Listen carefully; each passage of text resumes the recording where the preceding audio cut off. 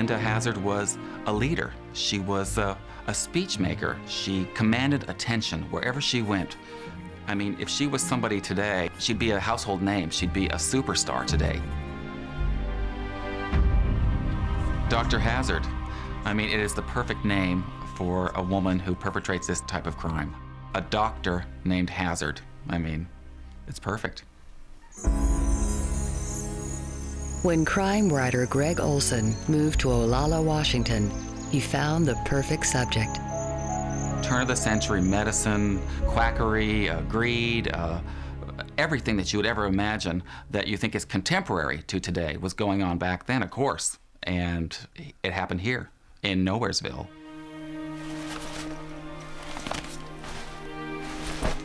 In 1911, the sick and the wealthy were lured to these backwaters from Europe and the U.S. on a promise. They came to cure their ills. Two wealthy sisters, Claire and Dora Williamson from England, were typical of Dr. Hazard's patients. Is everything suitable? Yes, thank you. The girls, they came, they thought this was going to be a holiday in the country. They were excited about going. They couldn't wait to get to Olalla. They had no idea what was in store for them. For an upfront fee of $100 a week, the sisters would receive only a starvation diet and a place to die. The diet that she developed was very strenuous. I mean, it was limited to 2 8-ounce glasses of a broth a day. Either a tomato or an asparagus broth was what she gave her patients. Very good. Well done. As a rule, fasting has been known throughout the centuries as a way to purify one's body and therefore purify one's mind. Just pick them up.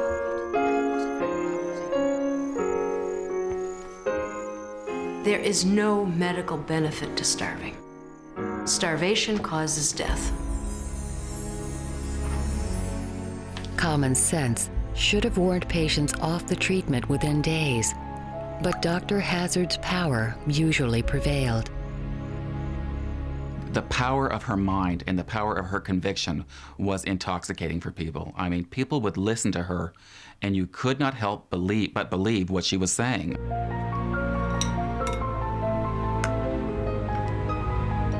The sisters, like many others, persevered. After we have gotten over the first day or two, maybe even 3, we are no longer going to feel hunger. We're going to at first feel a bit alert when we're starting to burn all the fats. But as we get through the fat and start burning off the protein, we're going to begin to get listless.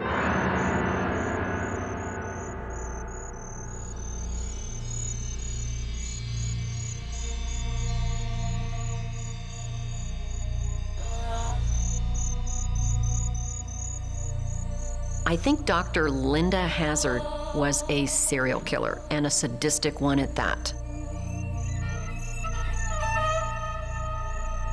You don't even have to be a doctor to know if somebody is only fed diluted tomato juice on a daily basis that they eventually will die. She knew this, and she continued on with her experiment.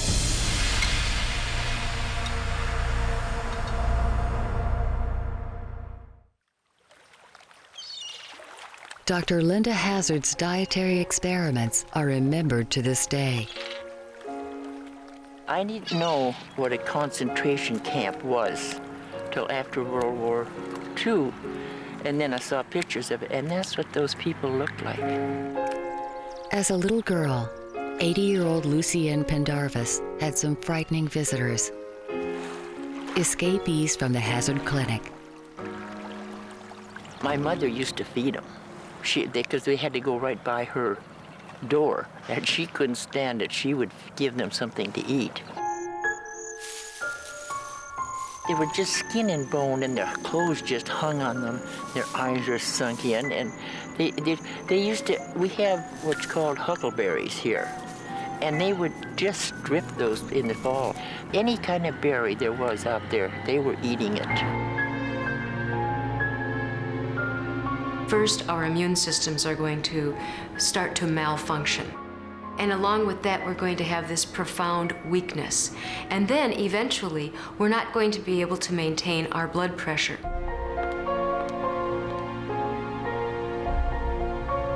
They grew weaker and weaker, but each time that they would complain about it or ask about it, Dr. Hazard would tell them, the cure is imminent, just a few more days.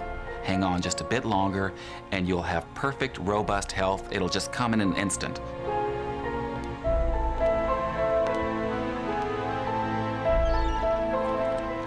Fortunately, the Pendarvis family didn't succumb to Dr. Hazard's spell. And she also used to come down to the house because my dad had ulcers and he was sick and she was going to cure him. But my mother and father had no part of what she was doing.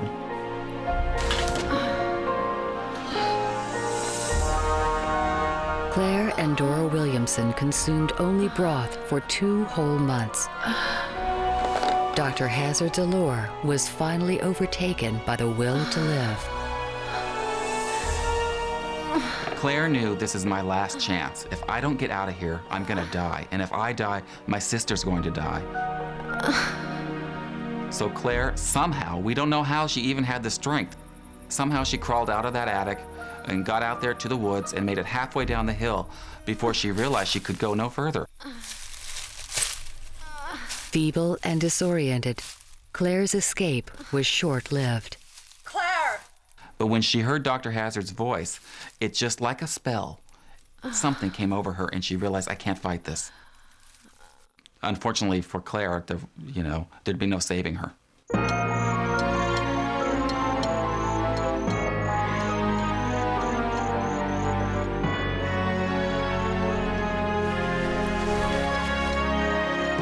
There was no end to Dr. Hazard's, really, her skill, if you want to call it, or her evil. I mean, not only did she treat these patients as their physician, she also acted as a coroner and did the post-mortem examinations on each one of her patients. Dr. Hazard's failures were never registered. To the medical world, her victims died of various diseases.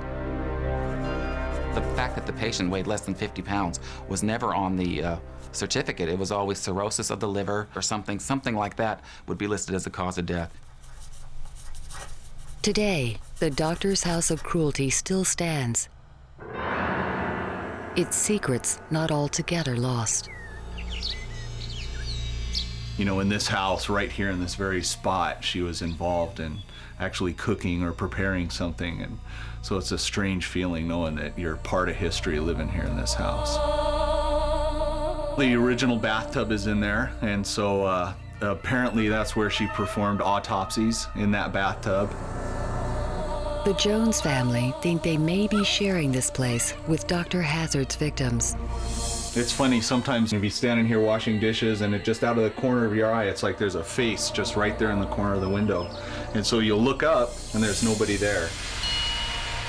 It's eerie. There's always somebody here in the house with you, even if the house is empty and it's just you.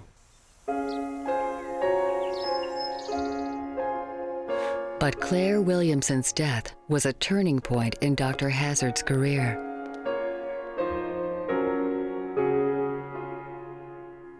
Although there's no record of how, Dora managed to get a message out and was rescued. Dr. Hazard was convicted of manslaughter and jailed for 18 months. But she would be back. This is what's sort of outrageous, really. She leaves town and then she comes back. And the local people who knew all about this just sort of looked the other way. Within 8 years, Dr. Hazard had renewed her practice. Her starvation diet again on the menu.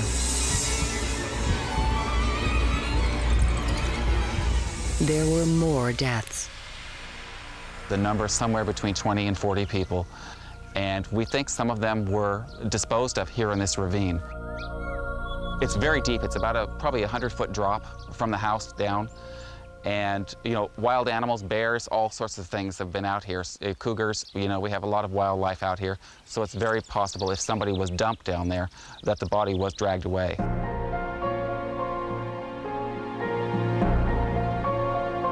The killing only stopped when the doctor herself became ill.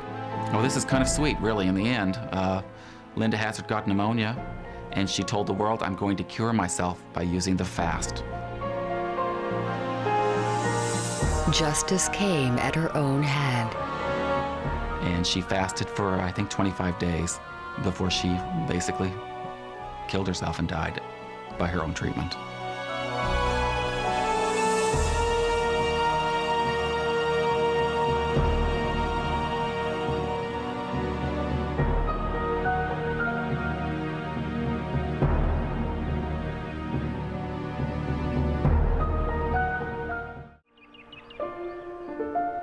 For 3 decades, Ellen Penny has kept a secret.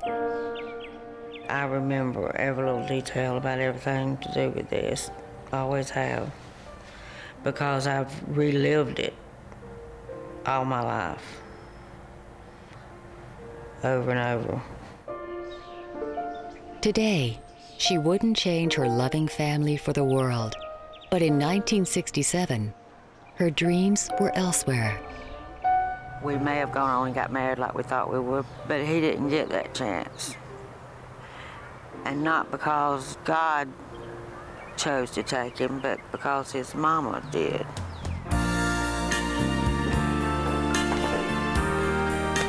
At 15, Ellen was falling in love for the very first time with 16-year-old Melvin Gibbs. The affair bloomed under the watchful eye of Melvin's mother, Janie. She was big in the church, and she was big in all of the activities.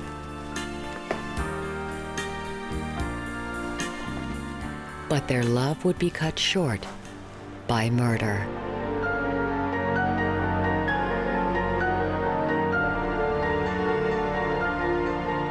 Janie's 3 sons had already lost their father to a mystery illness. And it seemed Melvin could be next. He started having bad headaches. He would turn real pale, and his features would look drawn, and the whites of his eyes would get real, real red. He was never one to make a big deal out of it. And I'd say, you have a bad headache, don't you? And he'd say, yeah. But they started getting a lot more frequent.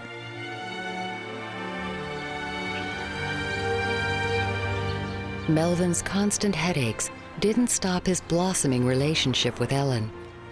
Melvin gave me a surprise birthday party, my last birthday before he died. I was given this diary.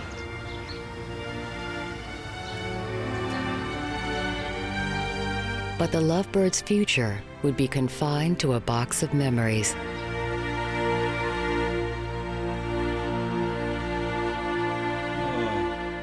Melvin's headaches became worse. Doctors were perplexed. Janie was not. She was poisoning her son with mild doses of arsenic.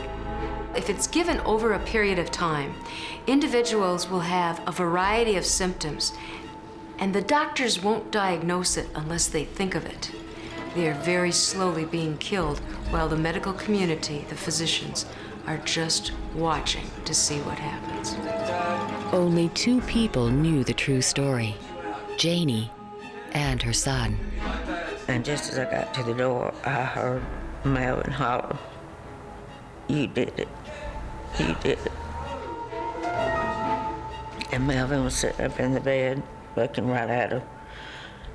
And his pillow was laying on the floor in front of her. And then said, "Did you hear that? Did you see what he did?" And she said, "I don't know what it is I'm supposed to have done."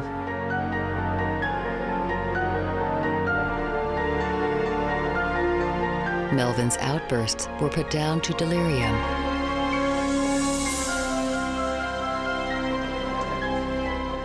But soon he would be silenced, right under his doctor's noses. She went to the little pitcher of water they always have in the hospital room and poured that water out and poured hers in. She said that the water there had too much sulfur in it, it burned his throat.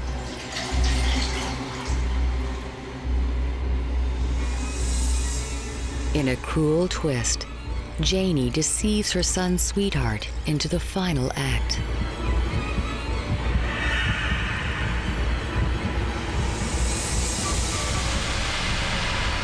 And she had kept saying, Ellen, give him some more water, give him some more water. His throat's dry, give him some more water. That water, Ellen now realizes, was laced with arsenic. I was there with my hand on him, and you could feel his heartbeat. And then just all of a sudden, nothing, just completely stopped.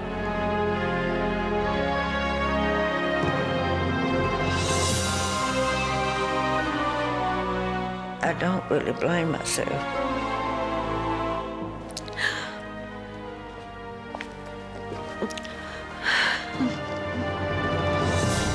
But I think that she got some kind of perverse pleasure.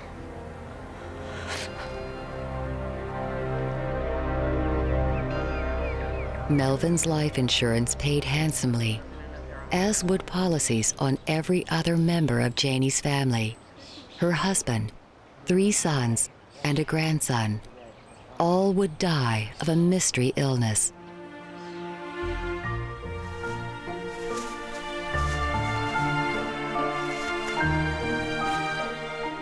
With each life insurance policy collected, Janie Gibbs's lifestyle improved.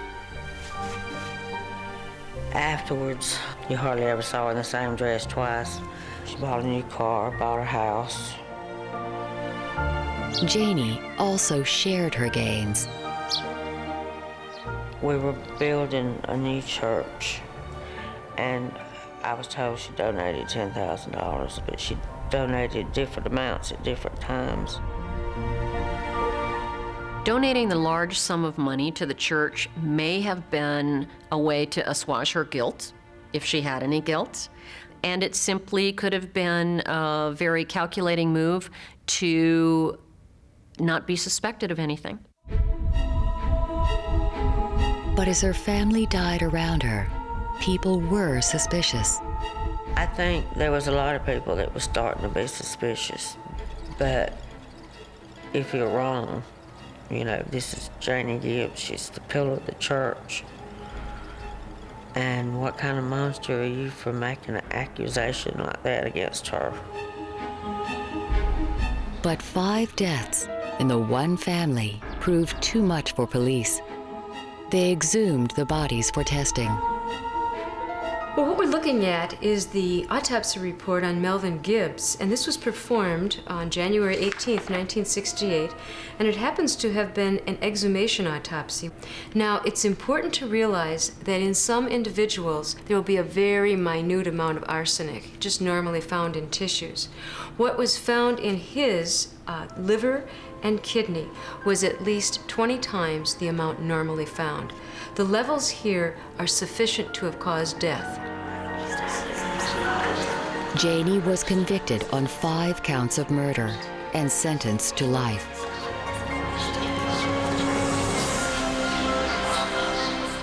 But there would be one more discovery, making Janie's murders an even greater family tragedy.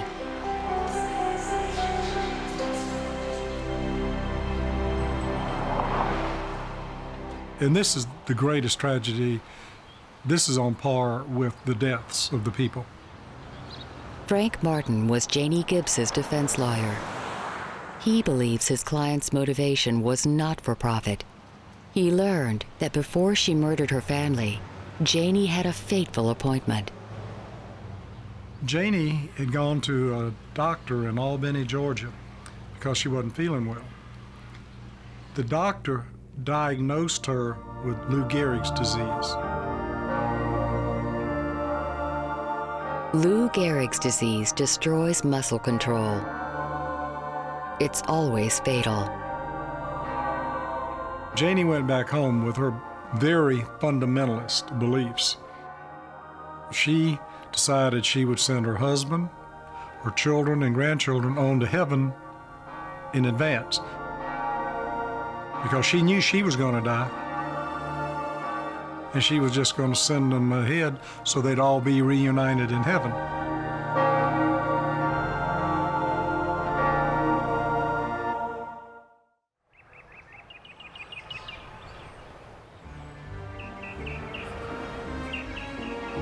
In LaPorte, Indiana, the crimes of Belle Gaines paid handsomely.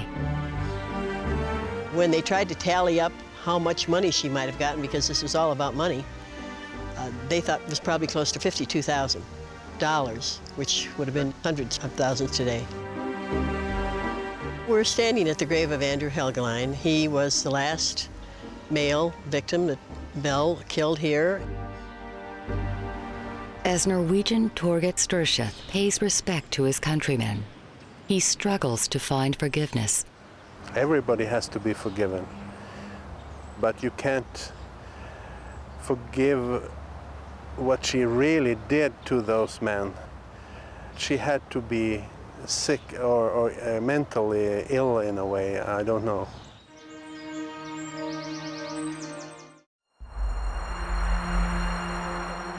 A killer's troubling behavior can alert potential victims.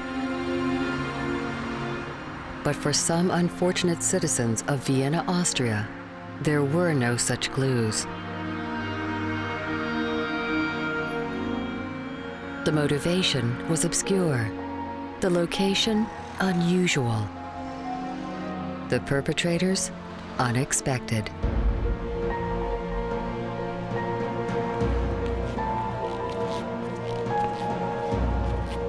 This was a shock around the world, what really happened here in Vienna.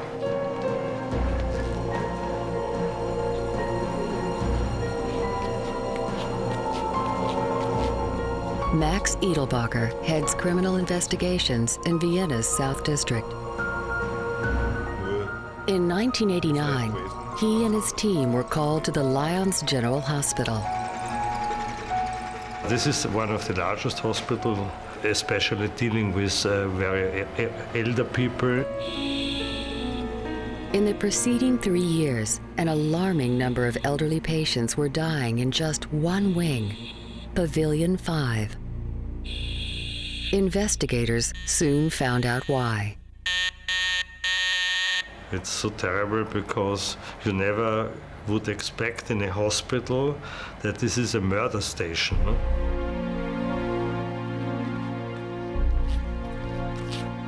Angels of death. Nurses who kill patients. Usually act alone and never tell anyone. Not so in this case. Angels of death are often motivated by sympathy for their victims or a lust for attention. In Pavilion 5, the motivation was very different. There was a lot of stress, a lot of overworked for these nurses. And in this time, in 88 and 89, more than 60 to 65 people were in one room. And in the night shift, only 2 nurses could care for these people. Nicht schon wieder. Elderly patients were demanding. Too demanding.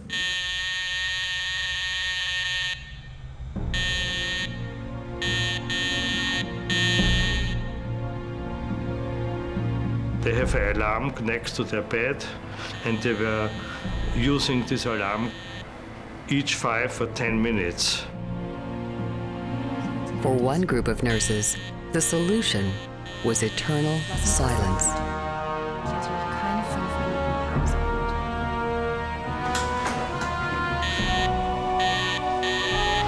they became angry, and then they started to select such persons who were really active in calling them. Ringleader Gertrude Wagner and 3 others had a pact made even crueler by their methods.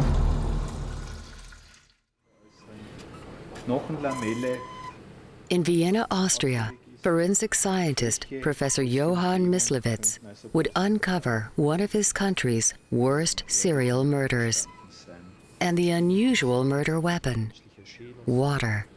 A little push was sufficient to put them to test to obstruct the breathing mechanism. The nurses were drowning their patients.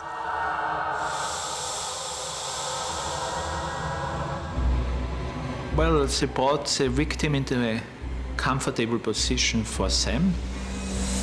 They pressed the tank down with the spatula and poured the water into the areas. Drowning is a form of asphyxia. There will be an initial shock and an attempt to hold one's breath. When they can no longer hold it, they're going to exhale that breath and inhale water. That is going to be incredibly uncomfortable.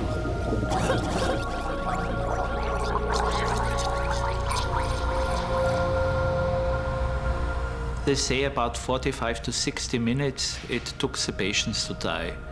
They started to groan, they flattened their breathing, they became pale gray, and after about an hour they were dead.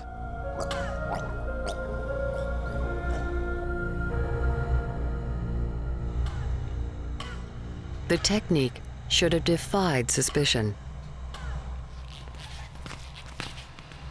Many patients already suffered from pulmonary edema, fluid in the lungs.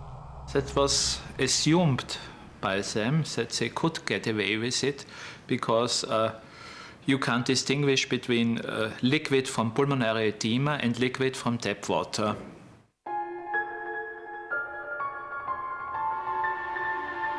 For almost 3 years, they did get away with it, and with other methods, overdoses of insulin and sedatives. Then they became like sisters of death, and they became more and more safe in their relationship because nothing happened. There were the kings and queens. They decided about life and death.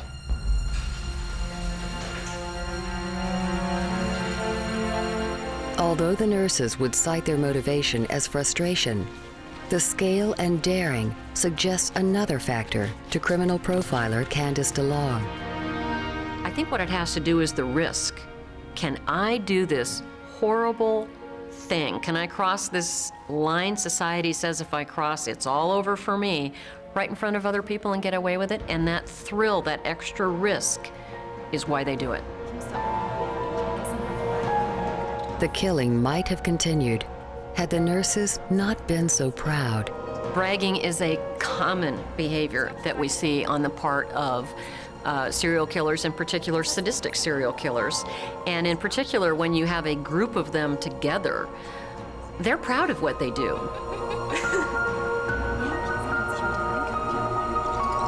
A witness overheard their boasting and reported to police.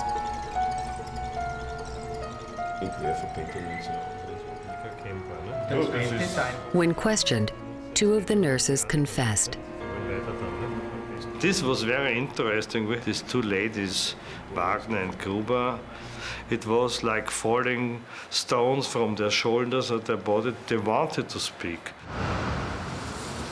Police and hospital administrators could scarcely believe the magnitude of the murders.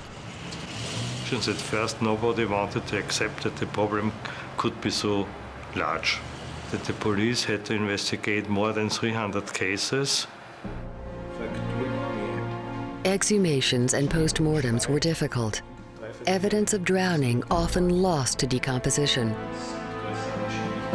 But enough was collected to prove 38 cases of homicide with many other cases indeterminable. This was extreme. In America and in some other continents, we had such cases that nurses killed somebody, but I think this was one of the largest cases worldwide. And this was a shock around the world, what really happened here in Vienna.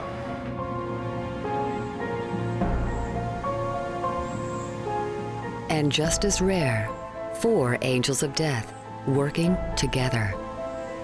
There have been cases of murder in hospital before concerning hospital personnel, but only in this case there were 4 people knowing each other.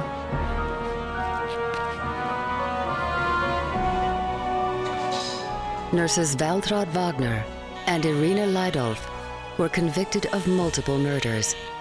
They served life sentences. The other 2 were convicted of manslaughter and attempted murder and sentenced for 15 years.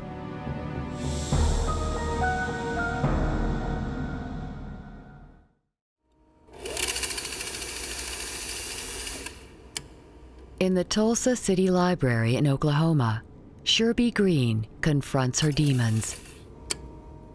Every family has the proverbial skeleton in their closet. Actually, my family has quite a few of them. Sherby's family skeletons remained hidden by her protective father. He said, you better just leave things alone. Just leave them where they're at. He said, you might just find out a whole lot more that you don't want to know. Now, after 50 years, Sherby Green wants the truth. Why her 3rd cousin became one of America's most notorious serial killers, Nanny Doss. From her track record, it looks that anyone who got on her wrong side, they signed their own death warrant. Nanny is thought to have killed 14 people, all by poison.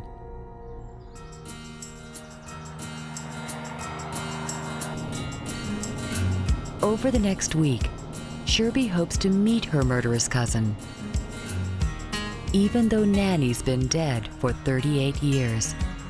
Well, there's a couple of things that I hope to find out, but I guess the most prominent one would be the why, to understand the woman.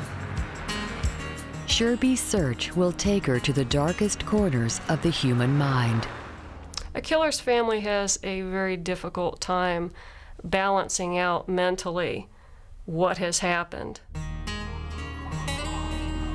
Dr. Deborah Sherman Coughlin knows Sherby's destination. A criminal profiler for 17 years, Dr. Sherman Coughlin has investigated and interviewed many murderers. But intriguing her most are female killers, and why most of them turn to poison. They typically choose poisons because they tend to be in a caregiver role, and they have access to feeding an individual or injecting an individual. It's something that's easy for them to obtain. It's something that is more difficult to trace. Poison is an ancient weapon. Convenient, non-confrontational, secretive. Statistically, women are 5 times as likely to use it as men. It's more difficult for a female to wield a knife and use a knife to cut a victim, whereas it's a lot easier to put poison in someone's food.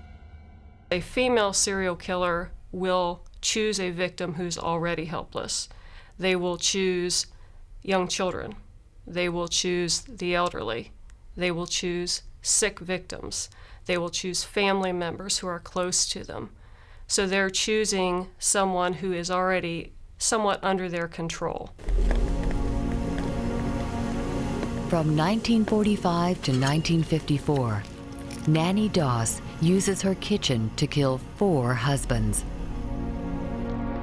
Victim Sam Doss is a typical study.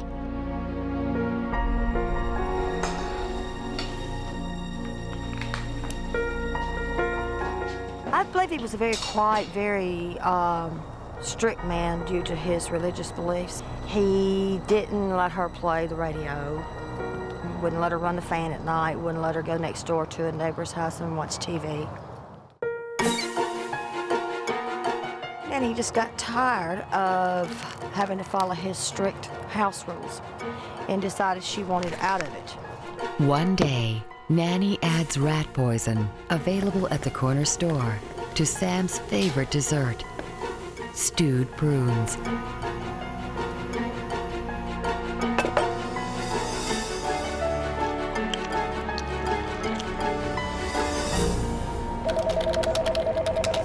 Poison Control Center, how may I help you? How long ago was this? I would take him to the emergency room as soon as possible. If Sam Doss was poisoned today, this type of facility might have saved his life. Wipe out his mouth with some room temperature water. We get about 200 or so calls a day. I would say over the course of a year, we probably get about 60,000 calls.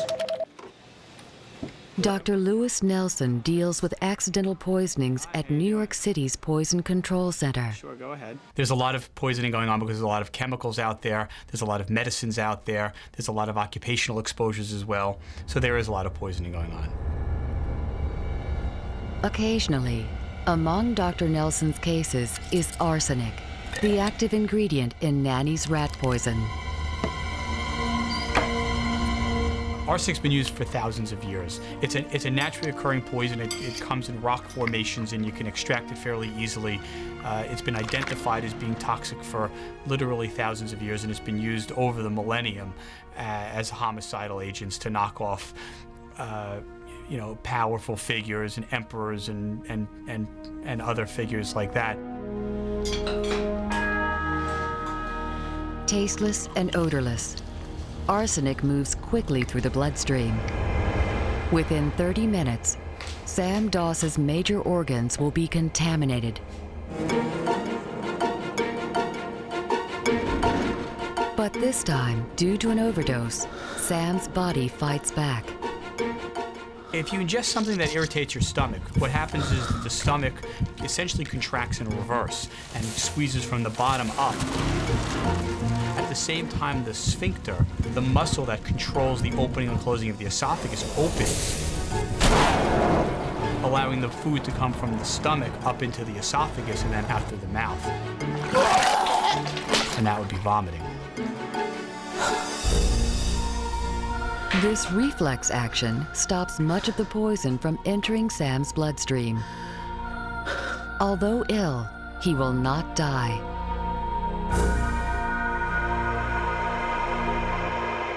She overdid it that time. The first time she gave him enough to make him sick enough to throw it up, so it didn't have any effect. Sherby Green tracks down a first-hand account of Nanny's next steps. Heidi. I'm Sherby Green. Sherby? W. Dean Heidi, MD, is a respected Tulsa banker. In 1954, he was Sam Doss's doctor. I first saw Sam in my office. He was quite ill, and this was during a flu epidemic in Tulsa, and we were seeing lots of people, but he was so ill, I felt that he needed to be admitted to the hospital. And I don't recall exactly how long he was in, 3 or 4 days maybe, but he improved, got better, and we sent him home. But Sam's days are numbered.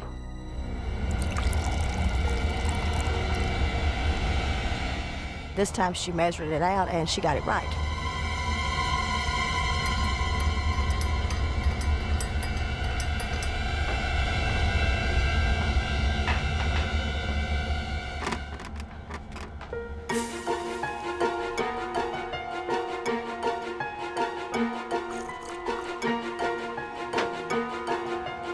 The smaller dose is carried swiftly to Sam's organs.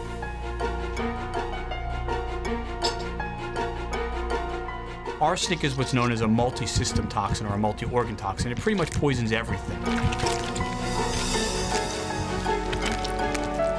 Arsenic strikes at the core of almost every cell. Energy powerhouses called mitochondria. Here, food is turned into energy, keeping us alive. It's known as the Krebs cycle, and arsenic shuts it down by blocking crucial enzymes. And when your enzymes in your individual cells don't work, the cells fail. When the cells fail, the organs fail, and when the organs fail, the body fails. Sam's brain, kidneys, liver, and lungs are being starved of energy. An individual who poisons a human being is sinister. To sit back and watch someone who's slowly being eaten away from the inside out is vicious.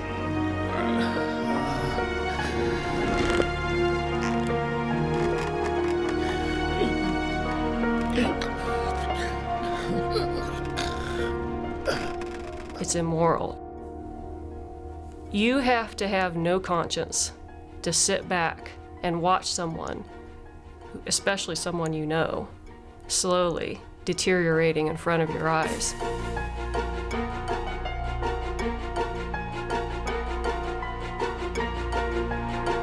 Under the cover of an anguished wife, Nanny admits Sam to the hospital. Sam's doctor is perplexed. I had several specialists take a look at him to see if there was something that I was missing, and they couldn't come up with anything. But he continued just to go downhill and died.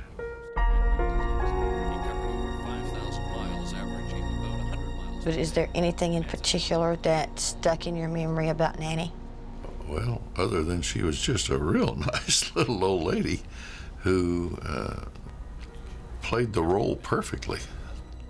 That's the masks that they wear. They hide behind that assumption that a little old lady couldn't possibly have done this. They use that to their advantage so that they can be more effective in their murdering. The frightening thing is Sam wasn't the first. He was the last in a long line of deaths that surrounded Nanny by poisoning.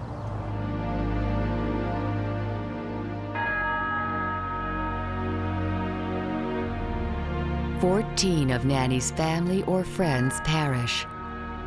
She defies suspicion for 27 years, but not for much longer. Sam Doss will have his revenge from the grave." I have here a copy of his death certificate, and if you'll notice, it's all typed in, except the cause of death and, of course, my signature, because they didn't know what to type.